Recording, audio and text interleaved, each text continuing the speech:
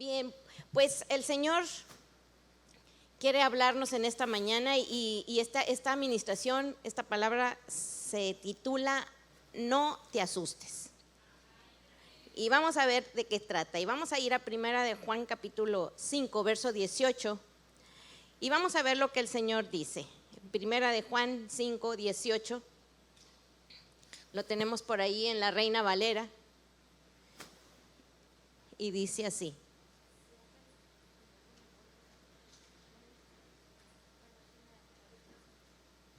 Y dice, sabemos que todo aquel que ha nacido de Dios no practica el pecado. Pues aquel, hablando de Jesús, dice, aquel que fue engendrado por Dios le guarda y el maligno no le toca. ¿Qué nos está diciendo esta palabra? Hay una promesa aquí muy grande, que tú y yo debemos creerla, atesorarla en nuestro corazón, porque dice que el maligno no nos puede tocar, no tiene la autorización de nuestro Dios de tocarnos. Pero sin embargo vamos a ver que así como Dios es nuestro papá, nos cuida, nos provee, nos protege, Él desea siempre más para nosotros. Él quiere cumplir sus promesas, porque dice la palabra que cada promesa es sí y es amén para cada uno de nosotros. Y así como Él nos corrige, Él nos instruye, Él nos lleva a más. Así cuando somos padres en lo natural, necesitamos también llevar una disciplina sobre nuestros hijos. Debemos instruirlos, debemos llevarlos a que cada promesa de Dios se cumpla en sus vidas. Pero vamos a ver lo que el enemigo siempre quiere hacer en nuestra vida para asustarnos. Y vamos a ir a Primera de Pedro capítulo 5 y vamos a leer el versículo 8 y 9 de Primera de Pedro, primera carta de Pedro 5, 8 al 9. La Reina Valera dice: sed sobrios y velad, porque vuestro adversario el diablo, como león rugiente, anda alrededor buscando a quien devorar, al cual resistir firmes en la fe, sabiendo que los mismos padecimientos se van cumpliendo en vuestros hermanos en todo el mundo. Aquí estamos viendo algo que hace el enemigo constantemente sobre nuestras vidas. Dice que él anda como un león rugiente, él ruge. Yo no sé si te ha tocado escuchar el rugido de un león así cerca. Es algo espantoso, es algo que sí te sobresalta, es algo que sí te quiere amedrentar, te impone.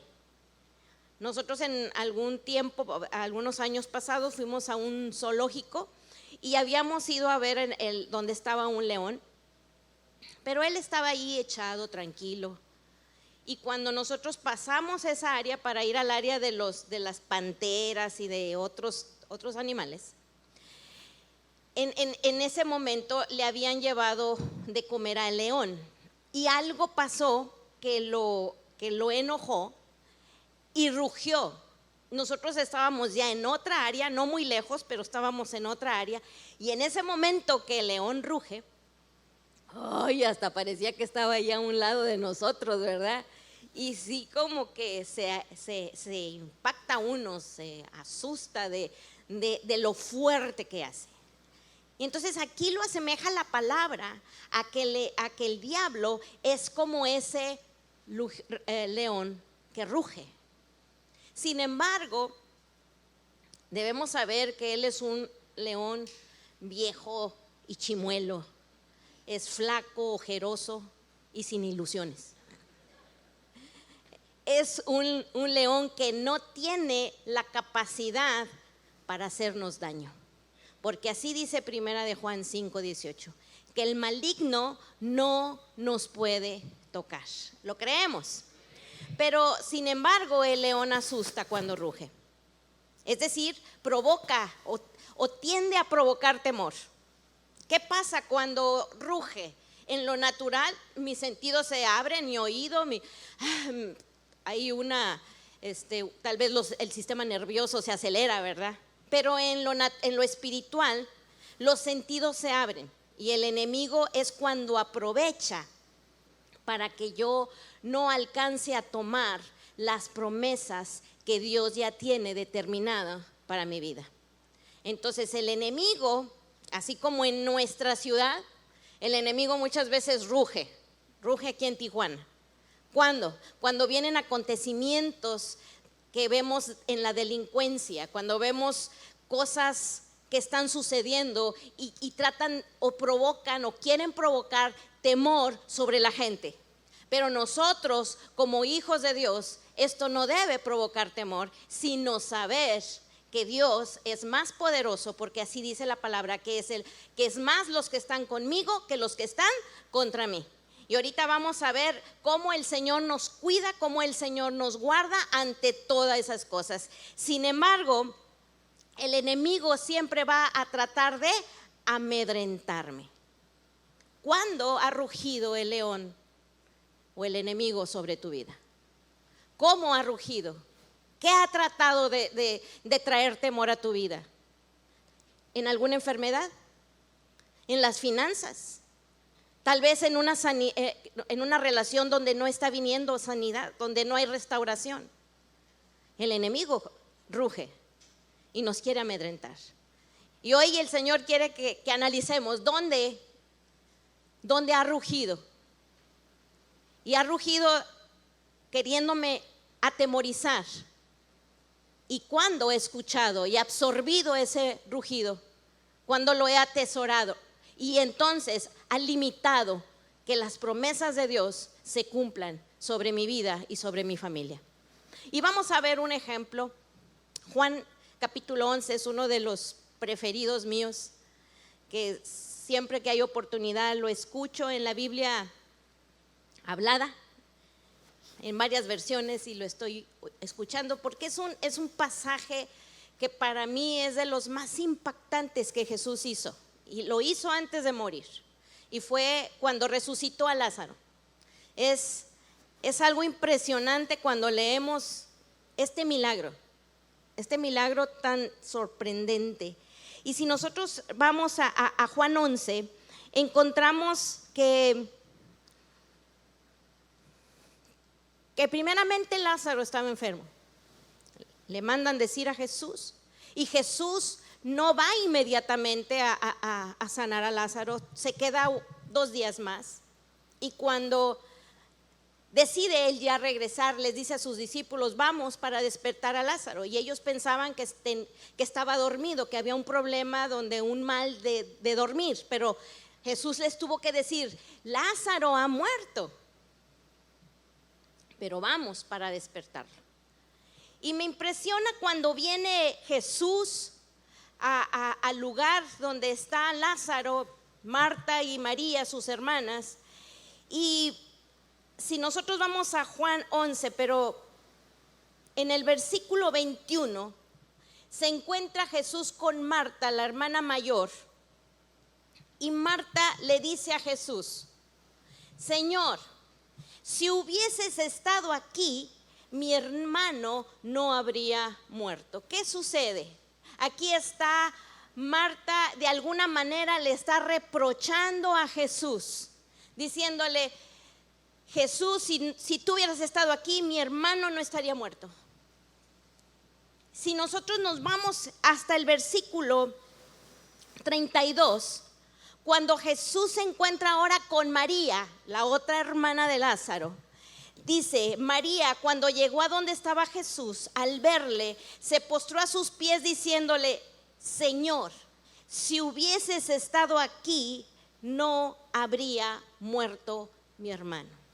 Las dos, de alguna manera, están reprochando a Jesús que por su ausencia Lázaro ahora está muerto.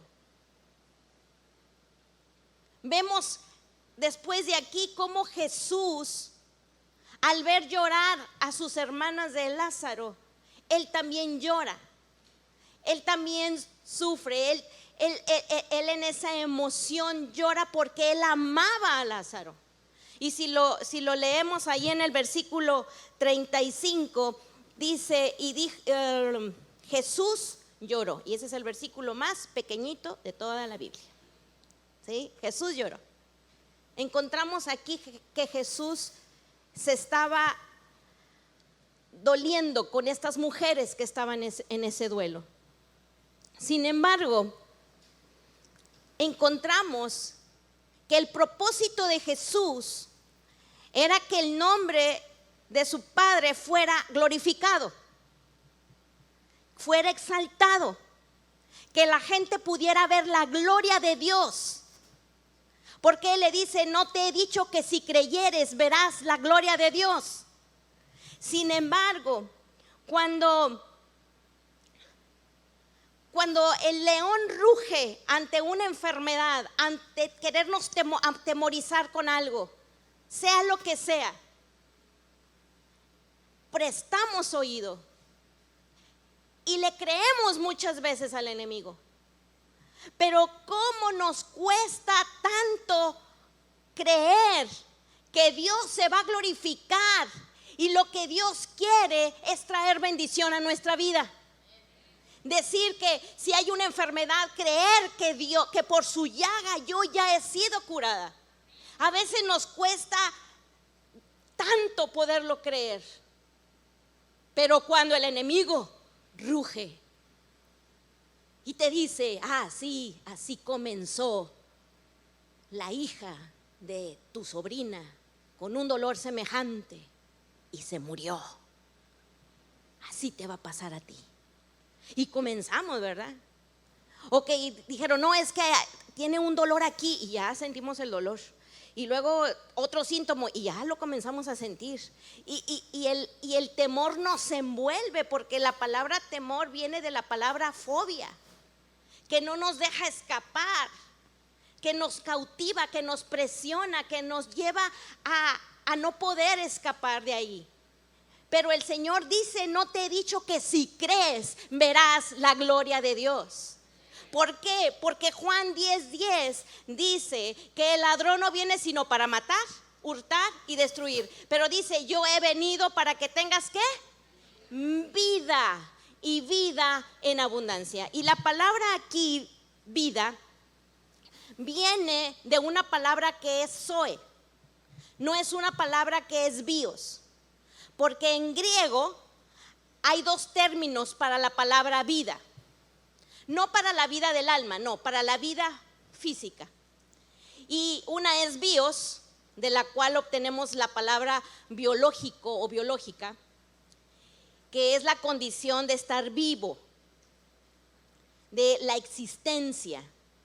Pero también habla de una palabra que es zoe, y es la que dice aquí, yo he venido para que tengas vida y vida en abundancia.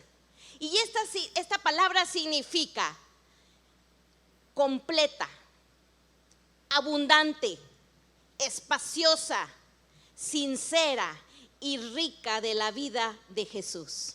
Es una vida de satisfacción y propósito. Esta es la vida en alta definición. ¿Qué tal? Como ahora dice, no, es que es en alta definición. No, tiene una vista impresionante, una claridad. Pues así es lo que el Señor quiere hacer contigo y conmigo. Él quiere traer vida y vida abundante. Que tú y yo vivamos una vida en alta definición, para que los que no conocen del Señor digan, yo también quiero lo que ellos tienen. Y poderles decir, pues lo que yo tengo es al Rey de Reyes, al Señor de señores, al único que es digno de recibir la gloria y el honor por los siglos de los siglos. Amén. El enemigo, ¿qué viene a hacer? A matar, a hurtar y a destruir. Él no me puede tocar.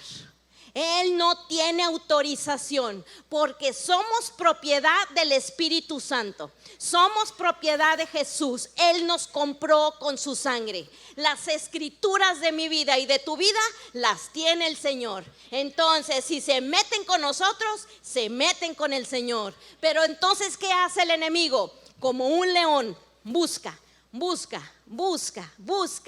a quien destruir, a quien derribar. ¿Y cómo lo hace? Rugiendo, con sus mentiras, con cosas que nos trae para desanimarnos, para robar la paz. Tantas cosas que el enemigo hace para lastimar nuestra vida. Y que muchas veces nosotros, por nuestra experiencia y por lo que nosotros hemos visto desde muchos años, confiar en aquello en lugar de buscar de Dios y confiar en lo que Él quiere para mi vida. Él nuevamente nos dice, no te he dicho que si crees verás la gloria de Dios. Dijimos, nos es tan fácil creerle al diablo cuando ruge y nos amedrenta. Pero a veces nos es tan difícil creer que Lázaro pudiera resucitar.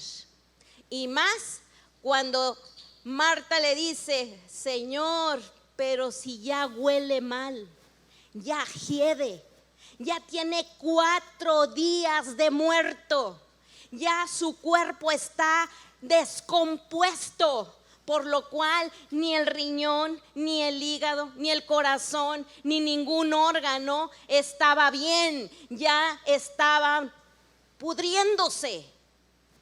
Para mí este milagro es tan impactante porque el Señor resucita a Lázaro y le dice, Lázaro, ven fuera. ¿Y qué hizo Lázaro? Salió. En ese momento, todo su cuerpo, cada parte de su órgano, tomaron vida. Fue transformado, recibió salud, recibió sanidad, recibió restauración. ¿Qué es lo que necesitamos tú y yo? Que nuestro Señor no nos pueda entregar. Él es el Dios Todopoderoso. Y si resucitó a Lázaro después de 4 días, Él quiere traer restauración en todas las cosas en las cuales tú y yo estamos batallando en este día. Dios quiere traer y restaurar la sanidad.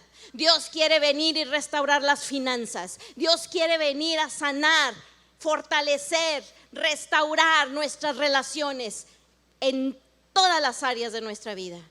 Él es el que lo quiere hacer.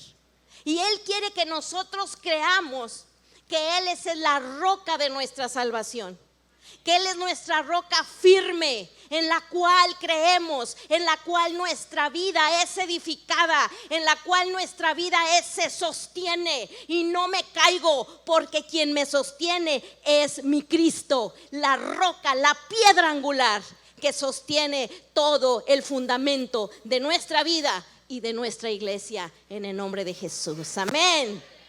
Y dice la palabra, si le vamos a dar un aplauso al Señor, vamos a dárselo fuerte, diciendo, tú eres mi roca, la roca de mi salvación. Dice el Salmo 42:1, y por ahí nos lo van a poner. Dice, como el ciervo brama por las corrientes de las aguas, así clama por ti, oh Dios, el alma mía.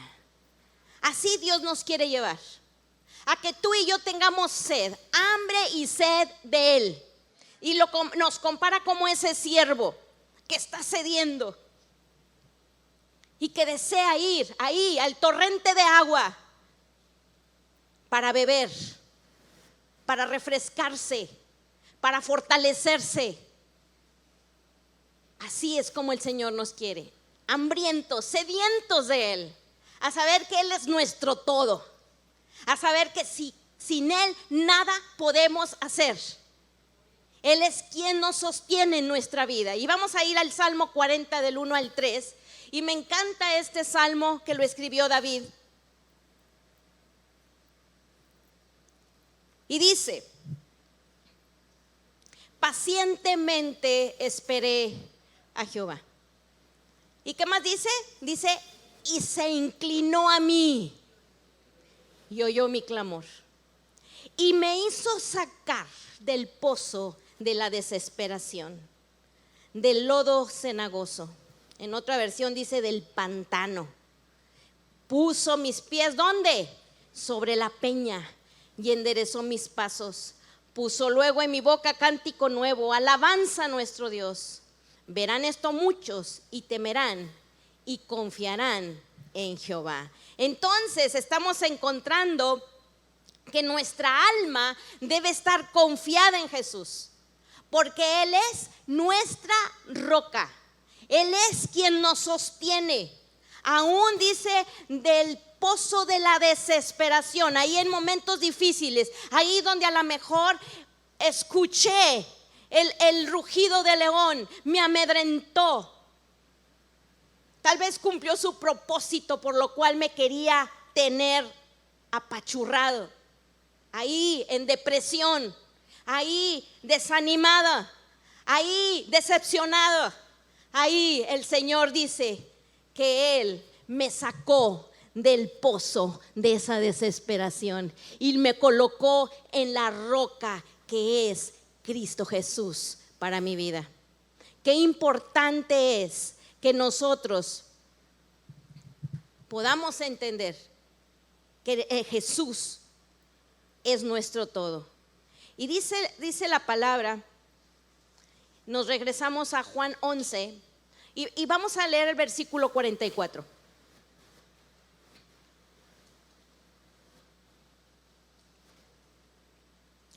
Lo tenemos. Y dice así: y el que había muerto salió. ¿Por qué? Porque Jesús le dijo: Lázaro, ¿qué? Sal fuera. Dice, y el que había muerto salió. Pero ¿cómo sale Lázaro? Dice ahí, dice, atado las manos y los pies con vendas y el rostro envuelto en un sudario. Y Jesús dice algo. Jesús les dijo: desatadle y dejadle ir. ¿A quién le dijo esta indicación Jesús? ¿A quién le dio esta indicación? ¿A sus qué? A sus discípulos. Y es aquí algo tan importante que el Señor, lo que la gran comisión habla es de ir y hacer discípulos en todas las naciones. Dios quiere que tú y yo seamos sus discípulos. Y como discípulos hay algo que tenemos que hacer. ¿Por qué? Porque mucha de la gente, aunque han recibido o hemos recibido de Jesús, nos ha resucitado en tantas cosas, todavía tenemos tantas vendas que no nos dejan vivir una vida de libertad, una vida libre. Y nos encontramos en muchas áreas de nuestra vida atados, aunque Dios ya nos ha dado vida, como dice su palabra. Pero hay tantas ataduras emocionales en el alma, en la voluntad, en la mente, en los pensamientos, que Dios quiere que cada uno de nosotros vivamos en esa libertad, que se nos quiten esos vendajes. ¿Y quién va a traer esa libertad? ¿Quién va a quitar esos vendajes de la gente? Los discípulos de Jesús. Y yo creo que en el corazón de Jesús desea que tú y yo seamos de esos discípulos, que vayamos con la gente y quitemos las mentiras y quitemos tantas ataduras para traer libertad, porque la vida de Jesús ya está, Pero cada uno de nosotros necesita esa libertad. Por eso es importante que nosotros no nos dejemos de congregar, dice la palabra, como algunos tienen por costumbre. Oh, qué fuerte, ¿verdad? Pero así dice la palabra. No dejándonos de congregar como algunos tienen por costumbre. Se hace costumbre dejarnos de congregar para recibir la libertad que el Espíritu Santo trae para nuestra vida. Porque cada vez que nos reunimos en su nombre, dice la palabra que ahí envía Jehová bendición y vida eterna. Ahí la bendición es para tu vida y para mi vida. Para cada uno de los que nos reunimos en su nombre. Ahí Dios trae una palabra de libertad. Ahí lo que se comparte va a quitar vendas, va a quitar ataduras. Y cada día viviré la libertad del Espíritu Santo más y más y más sobre mi vida. Porque ese es el deseo de Dios, que nosotros tengamos vida y vida en abundancia, no mediocremente, no desbordante. Así es como el Señor quiere que tú y yo vivamos la vida que Él tiene para cada uno de nosotros. Pero qué importante es que nosotros apretamos cada vez más de Jesús. Tenemos 3 semanas con la escuela de ministerio que volvió a reanudarse y estamos recibiendo enseñanzas que cada vez que vamos encontramos la libertad en áreas de nuestro corazón para vivir en lo que Dios ha prometido para nuestras vidas. Y como decía por ahí un pastor, le decían, ¿y cómo se va a llamar tu enseñanza? Sufres porque quieres. ¿Por qué? Porque en la palabra podemos encontrar todo, absolutamente todo lo que necesitamos para vivir una vida abundante. ¿Lo creemos? Entonces, Dios quiere que tú y yo podamos vivir siendo esa gente, esos discípulos que traen libertad. Que muchos de nosotros, como dijimos, aunque Dios ha resucitado en áreas de nuestra vida, trayéndonos libertad, hay ataduras, hay vendas que no nos dejan vivir una vida libre, una vida de victoria. Y podemos estar atados, y podemos estar viviendo en confusión, y podemos estar viviendo en mentiras. Y Dios quiere traer completa libertad a nuestra vida. ¿Qué le dijo Jesús a Marta? No te he dicho que si crees verás la gloria de Dios. Pero Señor, si aquello ya veo que no tiene remedio, es como dijéramos, ya apesta, ya huele mal. Para nuestro Dios nada es imposible. Y si el enemigo quiere rugir para desanimarte, si el enemigo quiere rugir y tal vez hay un mal diagnóstico, o tal vez están las finanzas destruidas en tu hogar, o tal vez estás viviendo una depresión porque hay una relación en la cual no ha podido sanar. Dios hoy te dice, no te he dicho que si crees verás la gloria de Dios. Y vamos a ir al Salmo 92, versículo 12. Salmo 92, 12. Díganme los dormidos. Santo Dios. Como cuando una vez le dijeron, le dice el predicador a uno de ellos, le dice, por favor, despiérteme al que tiene adelante, despiértelo. Y le dice, porque yo, si usted lo durmió, usted despiértelo. Así me van a decir a mí, ¿verdad? ¿Qué dice? Salmo 92, 12. Es una promesa para ti, para mí. Dice, el justo florecerá como la palmera, crecerá como cedro en el Líbano. Una vez más dice, el justo florecerá como la palmera. ¿Y por qué? ¿Por qué asemeja la palmera? Bien, las palmeras en este ambiente de donde es Israel son palmeras por lo general de dátiles, o les llamaban datileras, ¿sí? Palmeras de dátiles. ¿Quién conoce el dátil?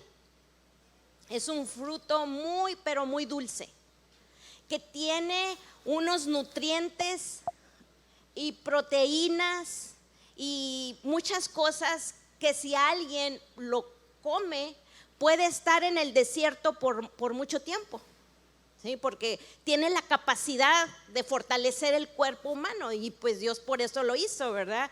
Y en aquellos lugares donde muchas veces son desérticos, donde solamente hay palmeras en los oasis, en los pequeños lugares donde hay agua, hay muchos dátiles, muchas datileras. Y entonces aquí está comparando al justo, dice, el justo florecerá como la palmera. Cuando era niña yo vivía cerca de un lugar, o en un lugar donde había palmeras de dátiles, y ibas y era algo muy, muy hermoso porque se caían mucho los dátiles si no los juntaban, se caía, era una cosa de que los podías estar agarrando y te los comías. Claro que en aquel entonces los podía comer con mucha libertad, ¿verdad? No importando lo dulce, ahorita así como que ya le piensa uno, ¿verdad? El exceso del dulce, pero qué bonito que nos compara a ti y a mí el Señor como una palmera. Eso quiere decir que la palmera da una sombra. Y nos dice que el fruto es dulce. Tu fruto y mi fruto deben de ser de dulzura para bendecir a los que nos rodean. Pero no tan solamente nos habla eso la palmera. La palmera tiene una característica y dice que echa raíces profundas ahí donde lo plantan.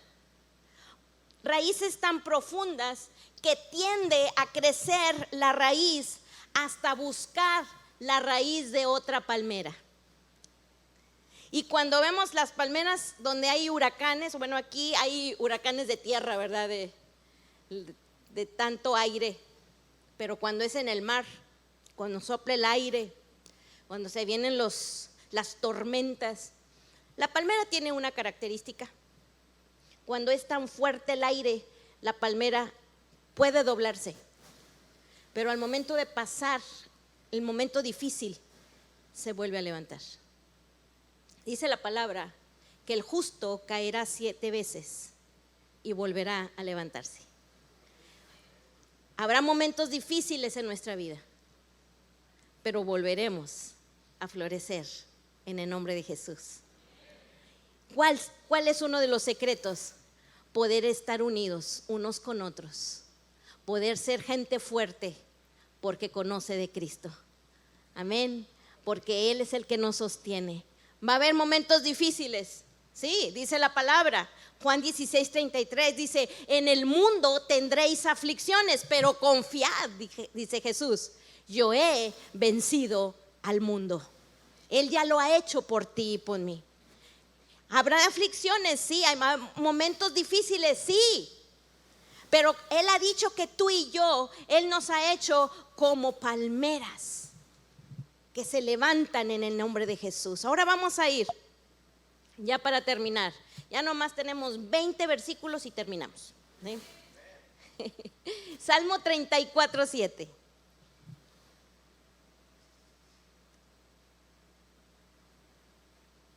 Una de las cosas cuando el profeta Ezequiel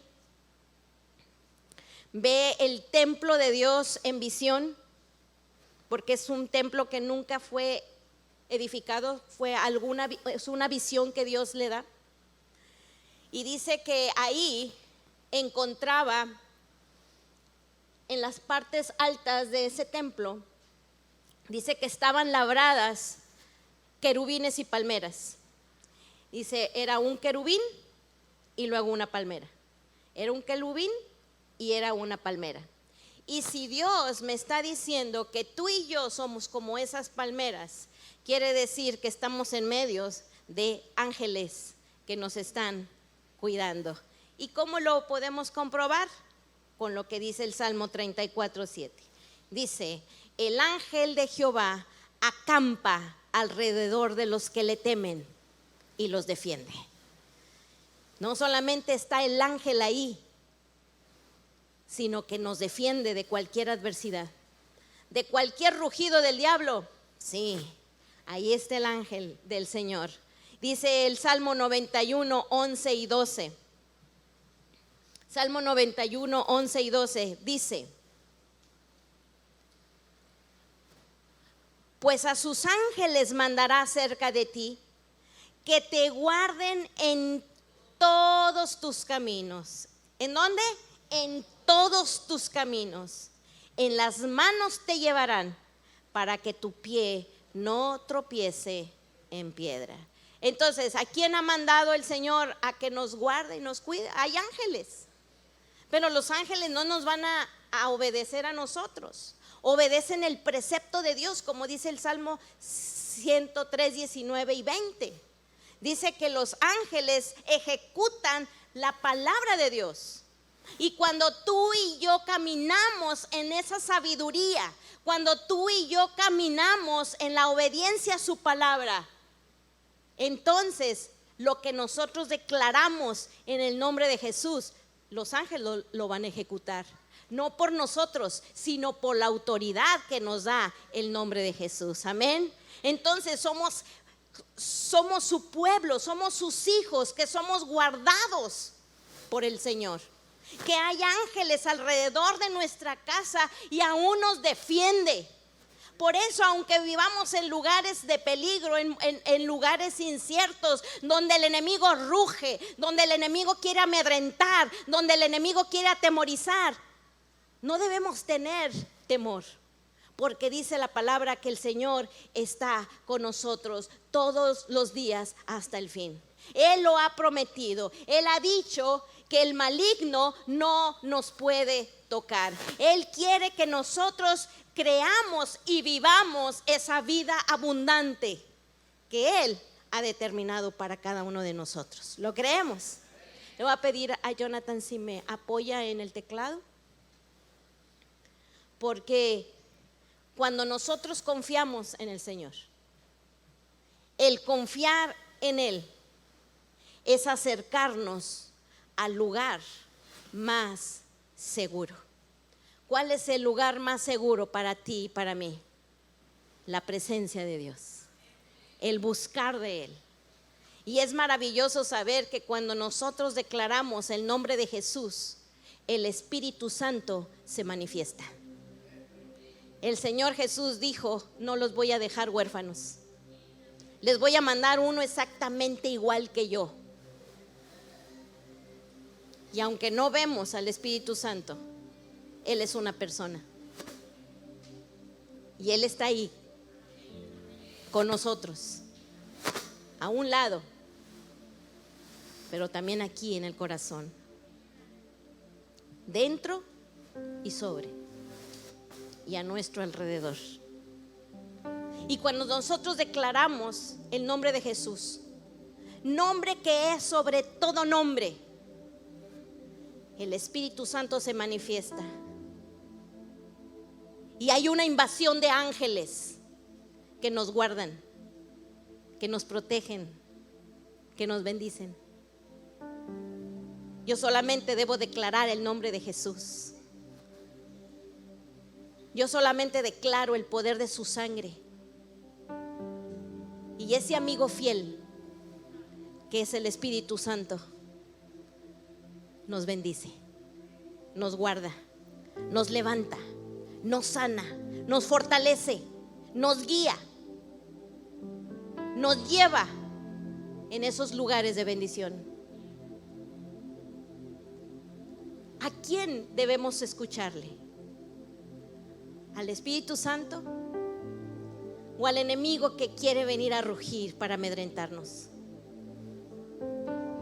Dios quiere que tengamos nuestros sentidos abiertos, que seamos sensibles a Él, que en ese momento de peligro, en lugar de amedrentarme, yo declare que el Señor guardará mi vida, como dice aquí en el Salmo 91. Dice que Él guarda en todos mis caminos, que en las manos de Él me llevará, para que mi pie no tropiece en piedra. ahí con tantas cosas que el enemigo quiere poner para desanimarme, para frustrarme, para herirme, para que yo tire la toalla. Como dice Gálatas 6:9, dice: no nos cansemos pues de hacer bien, pues a su tiempo segaremos si no desmayamos. Vamos en una carrera, en la carrera de la fe, y necesitamos no desmayar. ¿Y qué es desmayar? Soltar las promesas que Dios nos ha dado. ¿Qué promesas Dios te ha dado a tu vida?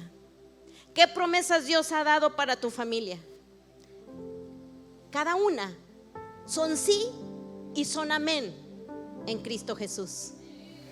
Pero es necesario que yo no la suelte, que yo no me desanime, porque tal vez he dejado el rugido del león amedrentar mi vida y mi corazón. Hay debilidades, sí hay debilidades. Hay momentos de duda, sí hay momentos de duda, como dijo un hombre a Jesús para que liberara a su hijo de un demonio. Jesús le dijo: ¿puedes creer? Y él le dijo: sí, ayúdame en mi incredulidad. Se vale ir a la presencia de Dios y decirle: Señor, ayúdame, estoy titubeando, estoy dudando en esto, pero yo quiero creerte. Tú eres mi Dios, tú eres mi Señor, tú eres la roca firme de mi salvación, tú eres quien guarda mi vida de todo mal. Tú eres, Señor, tú eres mi pastor y nada me faltará. Él es, y Él debería de ser el todo de nuestra vida. Voy a pedir a los de la alabanza si pueden pasar. Y hoy vamos a ponernos de pie. Y hoy le vamos a decir al Señor que queremos que nuestro corazón se ensanche a creer en cada palabra que Él nos ha dado en nuestra vida. Que hoy queremos que toda esa duda sea quitado de nuestro corazón. Que así como Jesús le dijo a Marta y a María: no te he dicho que si crees verás la gloria de Dios. Es solo lo que Él quiere, que nosotros le creamos, que nosotros creamos lo que Él ha prometido. Como dice su palabra, que todas las promesas son sí y son amén para cada uno de nosotros.